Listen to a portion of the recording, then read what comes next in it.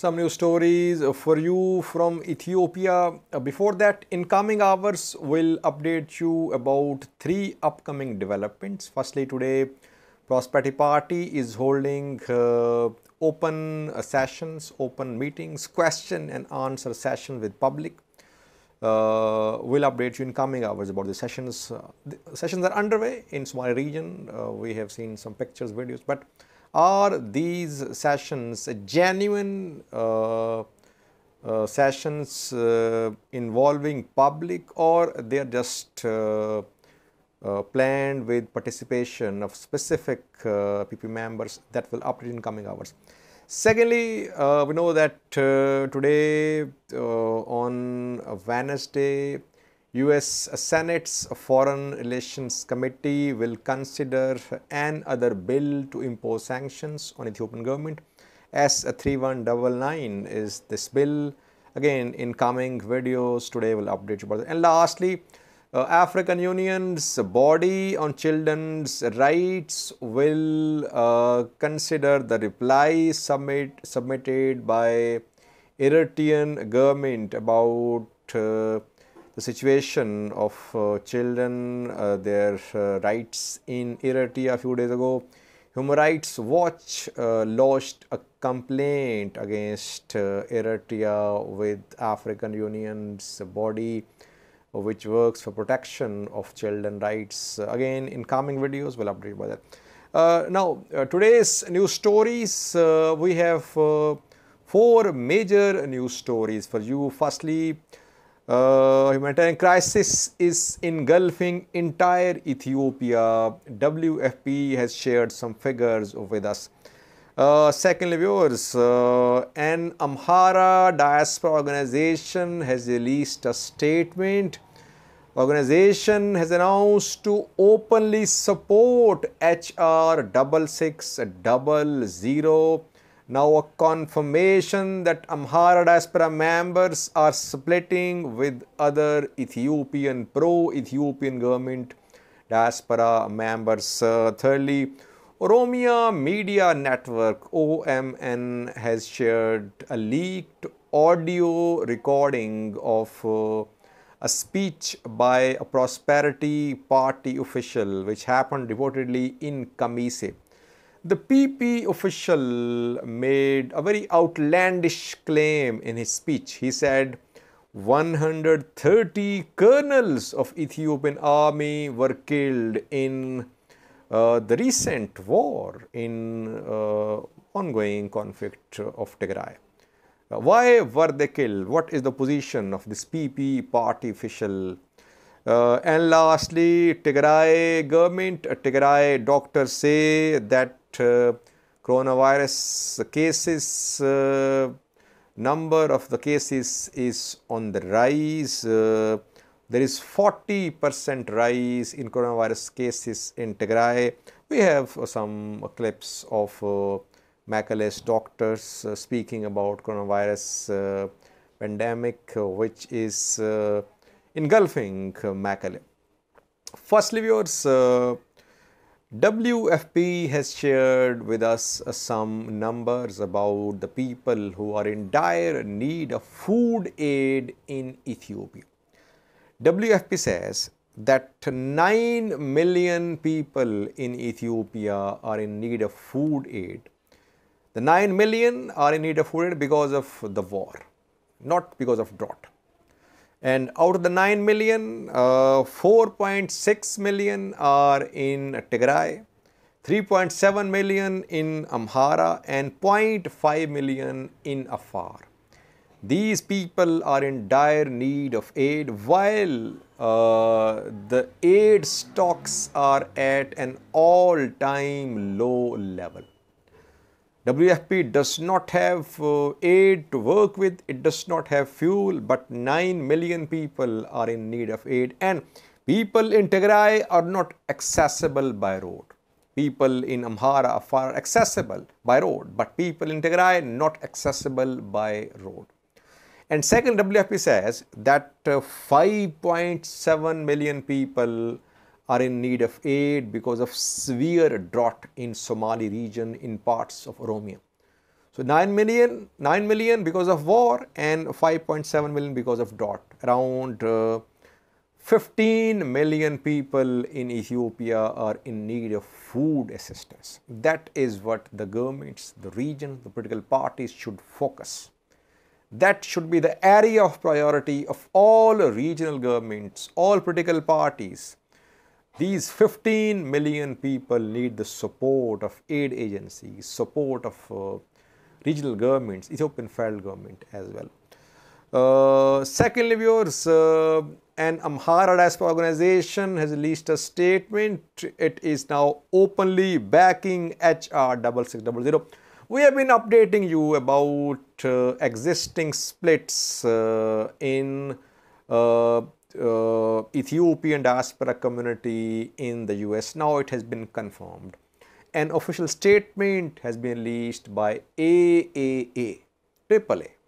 AAA is Amhara Association of America. It's a registered organization. It says that pro-Ethiopian government online media outlets have started a campaign against AAA, and these outlets are accusing the body AAA of funding those senators who backed HR 6600 bill.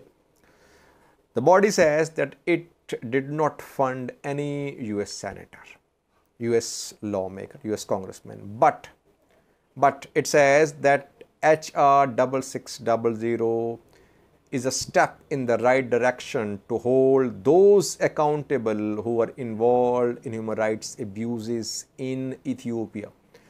Ethiopian government forces, Tigray Defense Force, OLA, and all parties must be held accountable, and regime in Addis Ababa, words written in this statement, regime in Addis Ababa must be held accountable for human rights abuses, for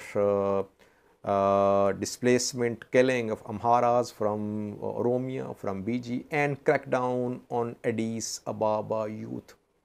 It is being said by this body AAA.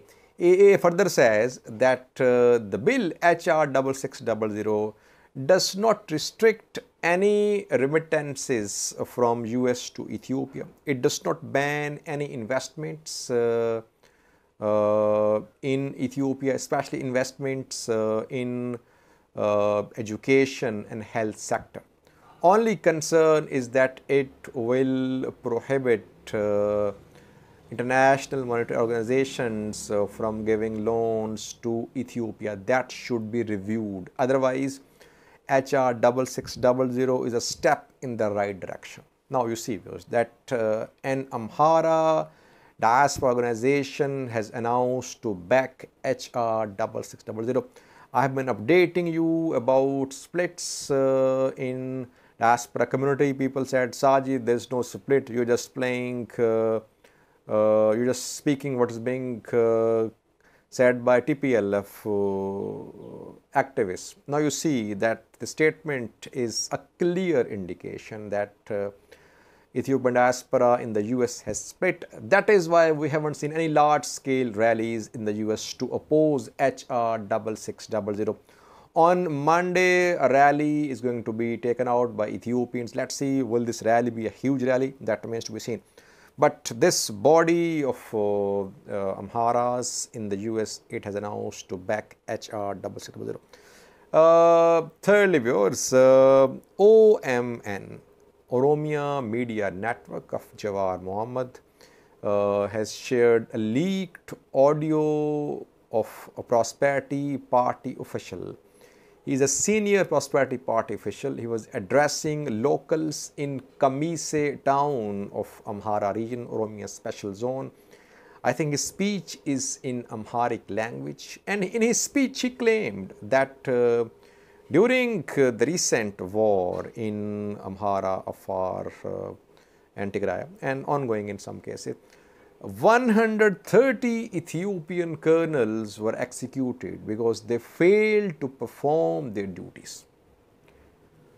How is it possible that 130 Ethiopian colonels were executed by Ethiopian forces themselves?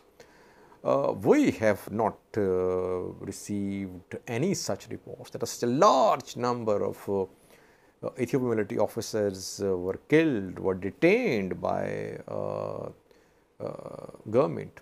He's not talking about detention. He's saying they were killed, they were executed. So we have no confirmation. We heard about one or two cases in which reportedly some colonels were attacked by some hardliner groups.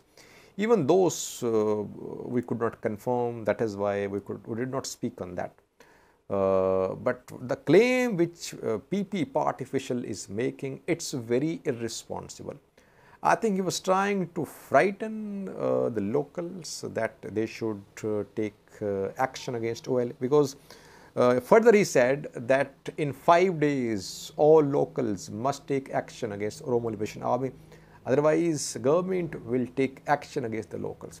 I think he is trying to frighten the locals that they should not support OLA, otherwise they will be killed. That is what he seems to be saying. But the PP party must clarify, have 130 Ethiopian colonels been killed in this conflict? Lastly, because doctors in Mekelle say that coronavirus cases are on the rise, their number is rising. 40% increase has been seen in the number of coronavirus cases, and fatalities have increased by 21%, alarming numbers shared by some either hospital doctors of Mekelle. Watch this clip about coronavirus spike in Mekelle. Thank you for watching. After the conflict, more than 3,600 people were tested positive for coronavirus only in Mekelle. So far, 32 patients have died, and this is only in Mekelle. We couldn't cover other parts of the region as we have run out of basic supplies like fuel due to the siege. Before the war, the spread of coronavirus in Tigray was less than 1%, but after the conflict, it rose by 40%. Especially in the months of January and February, the spread has spiked to 70% in the city. Dr. Amhara, a medical doctor from coronavirus at Mekelle General Hospital, said that the hospital is losing its patients each day from treatable diseases due to lack of medical supplies. In every day, we have been losing too much patients that could easily be salvaged if there was a medication, and the lack of medicine